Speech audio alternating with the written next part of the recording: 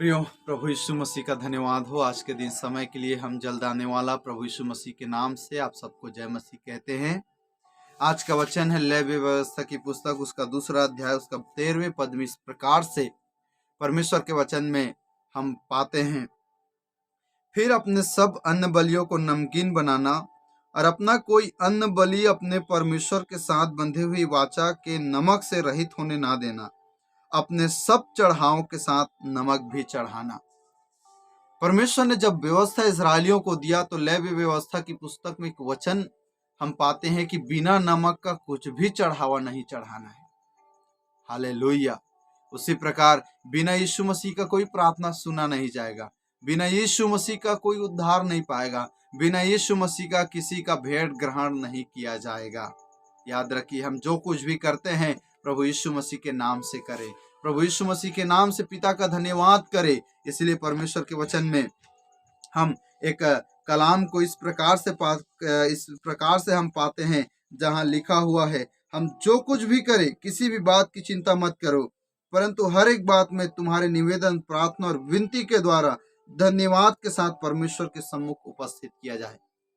जैसे पुराने नियम में हम परमेश्वर के वचन में पढ़ते हैं, कुछ भी आदि चढ़ावा इजरायलियों को चढ़ाना होता था तो उनको नमक चढ़ाना अनिवार्य था।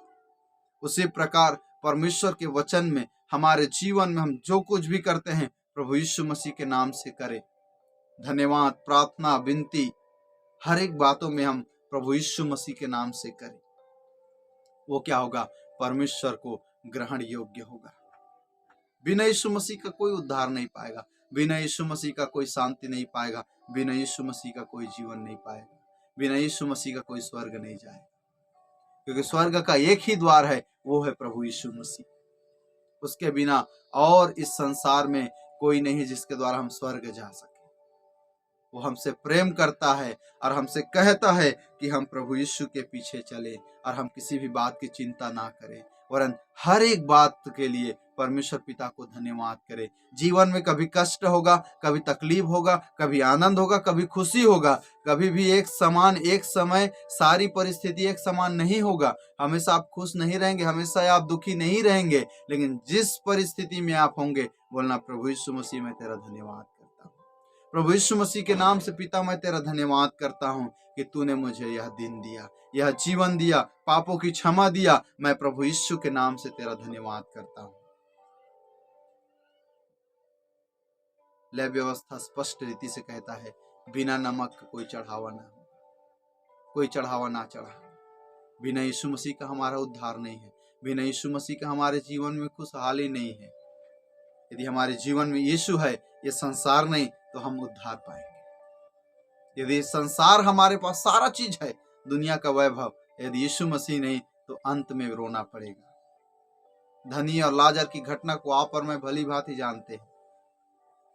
धनी व्यक्ति के पास सब चीज था, वो ऐसो आराम में जीवन जिया, सारा खाया पिया, ऐसो मलमल के वस्त्र पहना, लेकिन अंत में उसको रोना पड़ा, एक बूंद पानी के लिए तरसना पड़ा। अपने भाइयों को बचाने के लिए, लाजर को पुनः जिंदा करने के लिए उसको विनती करना पड़ गया, क्योंकि वो अधोलोक की पीड़ा में तड़प रहा था। लेकिन निर्धन लाजर,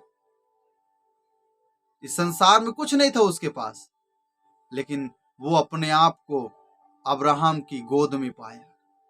जब वो मरा तो स्वर्गदूत आया और उसकी आत्मा को लेकर के अब्राहम की गोद में अर्थात स्वर्ग में पहुंचाए, सुखलोक में पहुंचाए। और वहां पर